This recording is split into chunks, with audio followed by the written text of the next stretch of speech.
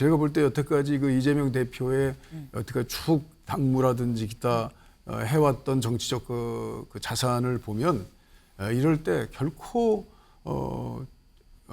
이재명 대표가 주도적으로 스스로 그 가결 행위에 대해서 어떤 뭐 벌을 주고 한다든지 이런 것들은 하지 않겠다라는 것이 그리고 그 기한은 거의 무기한으로 유예됐다라고 보는 것이 저는 타당하다고 생각해요. 다만 이재명 23일 당무 복귀 민생 현안에 집중하겠다라는 얘기가 나왔습니다. 네. 어제 민주당에서 직접 밝혔습니다. 뭐라고 발표했느냐.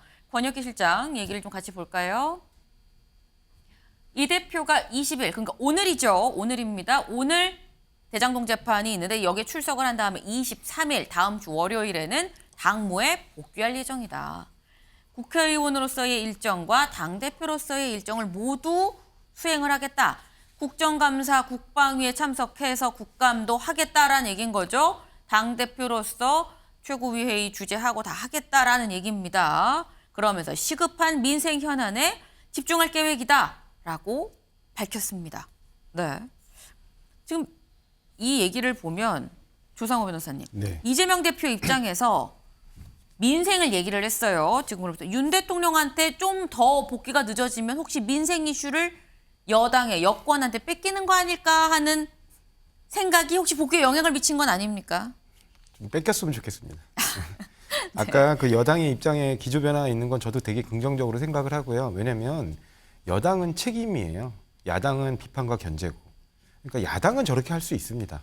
뭐 정쟁적 요소를 가지고 정부 여당을 공격하고 비판할 수 있죠. 네. 그렇게 함으로써 정부 여당이 좀 더 국민의 목소리를 귀 기울이고 그다음에 본인의 행동을 조심하고 한 번 더 뒤돌아보고 그런 역할을 해주는 이른바 매기 같은 역할을 해주는 게 야당이기 때문에 야당은 네. 그럴 수 있지만 여당이 야당 대표에 대해서 공격하고 비난하고 얼마나 좀 보기 그렇습니까? 국민들이 볼 때 아니 본인들이 지금 이렇게 어려운 민생에 그 국민들이 그 현장에 놓여 있는데 자신들을 봐주지 않고 그냥 그 이른바 정적을 보면서 정적에 대해서 막 뭐 발언하고 욕하고 비난하고 하는 모습에 대해서 어떤 희망을 느낄 수 있겠습니까? 근데 그런 부분에서 대통령께서 이번에 또 특히 이른바 생활불교를 강조하는 구인사에 방문하셨으면 네. 거기서 또 많은 깨달음과 구도를 좀 얻으셨으면 좋겠고요. 이재명 대표가 지금 이렇게 복귀하는 건 이제 어느 정도 일정이 예상된 일정이에요. 아직 제가 확인하기로는 네. 다리 근육이 완전하게 이렇게 회복되질 않아서 걷는 데는 약간 불편함은 있는데 지팡이를 계속 쥐어야만 되는. 네, 그렇습니다. 그런데 이제 뭐 이렇게 판단하시거나 업무를 보시거나 하는 데는 이제는 불편함은 없을 정도로까지 건강 상태로 올라왔다고 보입니다. 저도 재판할 때 같이 있기 때문에 네. 여러 번 봤는데 네. 굉장히 이제 이런 부분에서 당무를 수행하시는 데는 큰 문제는 없어 보이고 그다음에 또 야당 대표는 또 야당 대표로서 또 국정 운영에서 일정 부분 역할을 해야 될 부분이 있습니다. 특히 지금은 국정감사 기간이고 네. 그다음에 정기국회 시즌이기 때문에 그 부분에서 본인이 역할을 충실히 해서 그 이른바 제1당의 대표로서 또 다시 한번 여당에서 발표한 여러 가지 정책에 대해서 야당의 의견을 개진하겠다 이런 뜻으로 보시면 될 것 같습니다. 네.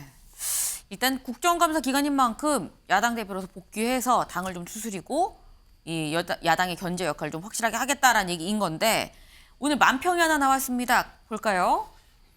네. 외나무다리에서 이는 이재명 대표로 보이죠. 윤 대통령으로 보입니다. 둘 다 한 보따리씩 쥐고 있는데 민생입니다. 총선이라는 외나무다리에서 만난 두 사람 민생을 지고 졌다. 네. 국민이 옳다. 어라가 제목입니다. 네. 근데 지금 이 상황 여야 할 것 없이 지금 일단 민생을 두고 한판 승부를 벌인다라는 점 이보다 더 좋을 수 없는 게 국민의 입장이지 않을까라는 생각이 듭니다. 그런데 만평을 잘 보시면 여기는 이재명 민주당 대표죠. 근데 여긴 국민의힘 김기현 대표가 아니라 윤 대통령입니다. 네. 근데 이 부분 여기에 대해서 김의겸 의원이 이런 얘기를 했었거든요. 요거 들어보고 얘기 이어가 보죠. 저희들로서는 김기현 대표 체제가 그냥 그대로 가주는 게 유리한 거죠. 그러면 윤석열 대통령 아바타라고 생각하는 거 아닙니까? 여전히 장악력을 행사를 하면서 내년 총선을 치르게 되는 거기 때문에 윤석열 대통령에 대한 심판은 이미 내려졌는데 네. 그게 이제 정확하게 나온 게 영장 기각과 저 강서구청장 선거에서 정확히 나온 거 아니겠습니까? 네네. 윤석열 대통령이 전면에 나서서 치르는 선거라면 저희는 고맙죠 오히려. 네. 이종걸 의원님. 민주당 입장에선 윤 대통령이 전면에 나서서 치르는 총선이면 고마운 겁니까? 예. 지금 벌써 만평에도 네. 그 김기현 대표의 그 위치는 없지 않습니까? 여권이 중요하고 또 여권이 큰 일을 주도해야 되는 것이 사실은 이 대통령제에 있어서 여야의 문제입니다. 네. 스스로 이제 윤 대통령이 두 명이서 역할 분담을 하면서 야당을 무리하지 않게 관리도 하고 그럴 수 있는 기회를 본인의 어떤 기본적인 생각과 철학을 바꾸지 않음으로써 네. 이제 그걸 포기하는 거죠. 그러니까 저희 민주당에서도 저도 사실은 그런 얘기를 하고 싶습니다. 근데 이 공익 방송에 나와서 네. 너무 이해관계에 밝은 얘기를 해서는 안 되겠다는 생각 때문에 네. 그 김의겸 의원님의 그 지금 저런 그 그냥 일상적인 투의 얘기들은 아마도 제가 볼 때는 민주당 전 의원들에게 깔려 있는 정도의 그 판단 아니겠는가 그런 생각을 하죠. 그러니까 제가 볼 때는 이럴 때 죄인이니까 못 만난다든지 이렇게 생각하지 말고 오히려 이재명 대표를 영수회담을 통해서 만난다든지 아니면 저희 힘들면 사자회담이나 이런 것들을 과거에 그렇게 하는 방법도 있었어요. 대통령이 항상 당대표하고 하기 힘들게 되면 이제 원내대표하고 껴가지고 그 각을 좀 이렇게 완화시키는 방법으로 네. 사자회담을 하기도 합니다. 그러면 이제 그것을 정책 중심으로 이렇게 가서 네. 여당이 대통령 중심으로 이미 돼 있기 때문에 네. 줄 수 있는 야당의 어떤 역할도 좀 부여하면서 이럴 때 이렇게 아주 곤란할 때 이걸 한번 같은 라운드로 끌고 가는 그런 지혜도 지금 그 윤석열 대표로서는 죄인이면 안 만난다.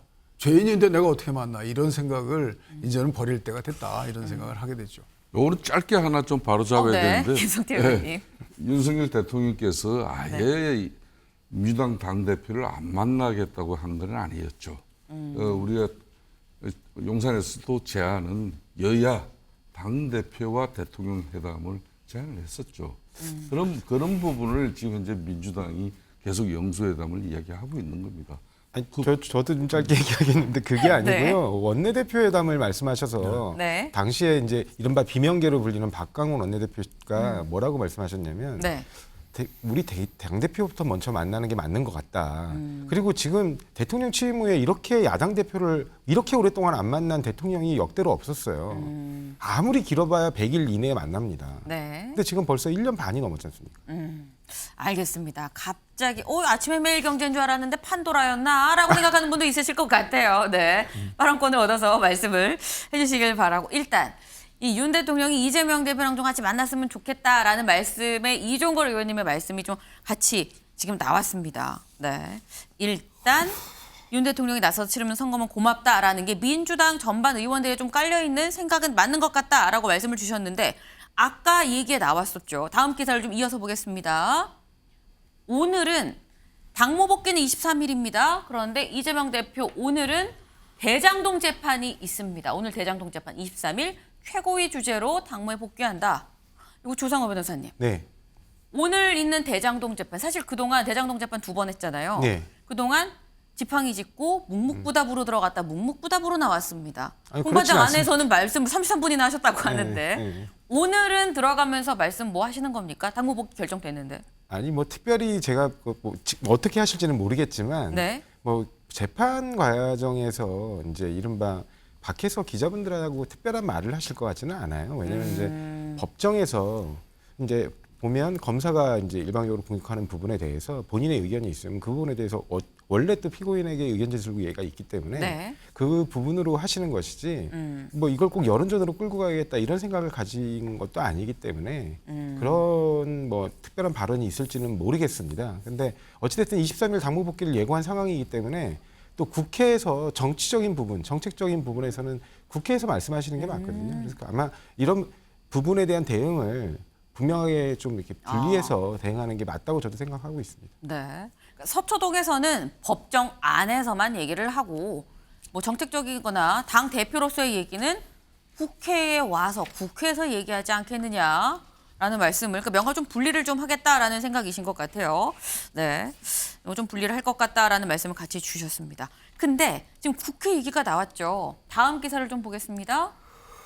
이재명 23일 다시 국회로. 네. 그럼 국회로 오면 그 뒤에 따라붙는 것이 그러면 가결파 징계는 어떻게 되는 것이냐. 가결파 징계 여부가 결정이 될 것 같다라고 얘기가 나왔습니다. 근데 어제 저희가 정청래 최고위원의 목소리를 말씀을 드렸었죠.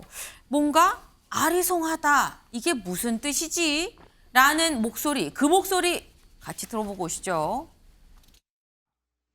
저희 지도부는 가결파를 구별할 수 없고 구별한들 이분들에게 어떤 조치와 처분을 하는 게 바람직하지 않다고 생각하고 있습니다. 다만 해당 행위에 대해서는 아직 보류 상태이고 특히 당원 징계에 대해서는 현재 답변을 숙고 중에 있습니다. 정무적 판단 절차에 있다는 사실을 말씀드립니다. 해당 행위에 대한 조치는 과거에도 있었고 앞으로도 있을 것입니다. 이는 신상필벌, 당연하고도 일상적인 당무임을 말씀드립니다. 이것이 선당후사입니다. 징계를 하지 않기로 결정한 적이 없어요. 그렇다고 징계를 하겠다고 결정한 적도 없는 것은 분명하거든요. 이재명 대표는 징계와 관련된 논의의 시기를 홀드하자. 최종 결정을 하지 않은 상황입니다. 그래서 대표가 복귀하고 나서 아마 이루어질 거라고 보이고요. 네. 지금 좀 박찬대 최고위원의 얘기까지도 들어보셨습니다. 일단 징계를 하지 않기로 결정한 적 없다. 하지만 하기로 결정한 적도 없다. 같이 얘기했습니다. 그러면서 이재명 대표는 징계와 관련된 논의 시기를 홀드하자라는 의사를 전달해 왔다라는 겁니다. 앞서서 정청래 최고위원 처벌하는 건 바람직하지 않다. 라면서 신상필벌을 같이 얘기를 했죠. 그래서 해당 행위 조치 있을 것이다 라는 얘기도 했고 네. 이게 지금 나온 얘기가 이종걸 의원님. 일단 홀드를 하자라는 게 이재명 대표의 얘기라고 한다면 홀드가 잡고 있자는 거잖아요. 결론 내지 말고 일단 잡고 있자. 네. 언제까지 잡고 있는 것이냐. 언제까지 홀드라고 보십니까? 기본적으로 저는 이재명 대표의 말과 말씀에 기조를 놓고 네. 그리고 각 최고위원들의 중요한 얘기들을 이렇게 정리해 보면 될 것 같습니다. 그 강서구청 그 선거 직후에 네. 아주 중요한 얘기를 대표가 했어요. 작은 차이를 넘어서 큰 장벽을 넘겠습니다. 이랬어요. 네. 제가 볼 때 지금 이미 가결되고 영장 심의에 대해서 가결되고 넘어서 또 구속 기각이 된 여러 가지 그 일련의 사안 중에서 가결된 사실은 제가 볼 땐 가결에 참여하고 또 가결에 어떤 결과를 갖게 되고 뭐 이런 것들은 좀 작은 차이 아니겠는가 이런 얘기를 암시적으로 한 것 같습니다. 그래서 이제 가결은 사실 누가 정확히 거기에 참여했는지 안 했는지를 알 수가 없습니다. 우리가 뭐 수사기관도 아니고 그걸 공개적인 투표를 한 것도 아니기 때문에 저는 제가 볼 때 여태까지 그 이재명 대표의 여태까지 쭉 당무라든지 기타 해왔던 정치적 그 자산을 보면 이럴 때 결코 이재명 대표가 주도적으로 스스로 그 가결 행위에 대해서 어떤 뭐 벌을 주고 한다든지 이런 것들은 하지 않겠다라는 것이 그리고 그 기한은 거의 무기한으로 유예됐다라고 보는 것이 저는 타당하다고 생각해요. 다만 무기한 홀드다. 예. 근데 가결 행위가 과연 해당 행위냐? 네. 국회에도 국회법, 우리 당에도 당론에 따른 어떤 행위의 그 판단이 있어야 될 것입니다. 네. 정확하게 해야 될 것입니다. 이럴 때 예를 들면 지금 현재 어떤 권리당원들이 당대표의 당무 복귀에 대한 가처분 금지하는 가처분을 했다든지 이런 것들은 당대표의 지금 그 혼신을 다하는 저 당무 복귀의 행위에 대해서 뭔가 저거는 그야말로 물을 뿌려버리는 거예요. 그러니까 그런 건 해당 행위라고 볼 수 있죠. 그런 것들은 해당 행위라고 본다라는 것이죠. 네. 그래서 그런 정도는 우리 정청래 최고의 경우에도 그것들은 신상필벌의 범위에 들어가지만 이 가결 행위는 제가 볼 때는 이미 무기한 유예됐다. 네. 이제 이런 태도를 생각하는 것이고 그리고 또 나중에 이것은 총선을 앞두고 있는 데 있어서 총선을 가지고 여러 이제 당원들이 집결해 가지고 이제 운동하고 싸우고 정말 네. 좋은 성과를 내기 하기 위해서 이때 만약에 그 가결 행위라든지 이런 것들이 어떤 일련의 행위로서 방해되는 그 원인이 된다면 그때 가서 하는 것도 네. 저는 뭐 별 문제 없을 것이다 이런 생각을 하게 되시죠. 결론은 무기한 홀드다. 네, 무기한 홀드다. 계속 처벌은 안 할 것이다. 라고 지금 말씀을 하셨습니다. 무기한일지 23일 당 복귀와 함께 결정이 되는 건지 요 여부도 지켜봐야 될 포인트네요. 네.